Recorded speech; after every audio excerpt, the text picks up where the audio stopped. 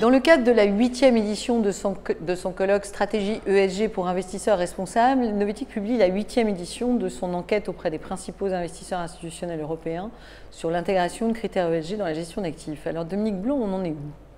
Alors tout d'abord, on a pu recueillir les réponses de plus de 180 investisseurs. Ils pèsent en tout plus de 7 000 milliards d'euros d'actifs, donc des investisseurs extrêmement conséquents en Europe, dont on peut distinguer le déploiement via les politiques d'investissement ESG qu'ils ont et la façon dont ils vont ensuite les appliquer à leurs différents actifs et effectuer un reporting à ce sujet pour savoir s'ils sont finalement plus ou moins des investisseurs responsables.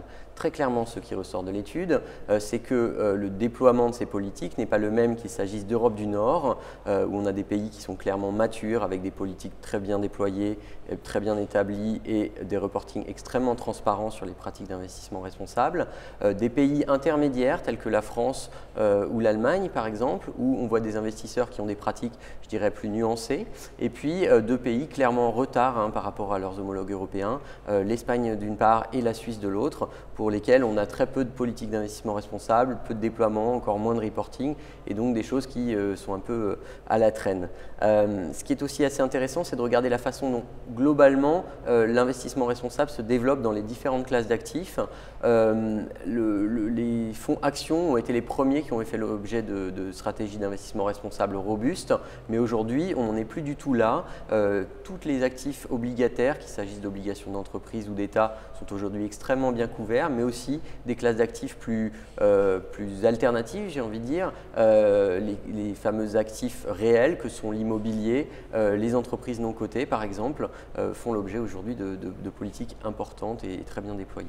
Alors on a parlé toute la matinée d'engagement sur le climat. Est-ce que finalement ce mouvement assez extraordinaire qui traverse la sphère financière de passage à l'acte dans l'intégration du changement climatique dans la gestion financière, vous le mesurez aussi dans cette enquête ? Alors là encore, les choses sont très nuancées, qu'il s'agisse d'un pays à l'autre de l'Europe, puisque la moyenne, c'est 50% des investisseurs européens qui disent qu'effectivement le climat est pour eux aujourd'hui une priorité en matière d'investissement responsable. Derrière cette moyenne se cachent des disparités extrêmement fortes, avec la France qui prépare la COP21 et où les investisseurs, à plus de 70%, ont effectivement identifié ce sujet comme un sujet clé. Également le Royaume-Uni ou la Suède par exemple. Et à l'autre bout de l'échiquier, on va retrouver là encore des pays comme la Suisse pour lesquels effectivement une très faible minorité d'investisseurs pensent que le sujet est important pour la gestion de leur portefeuille. Merci beaucoup.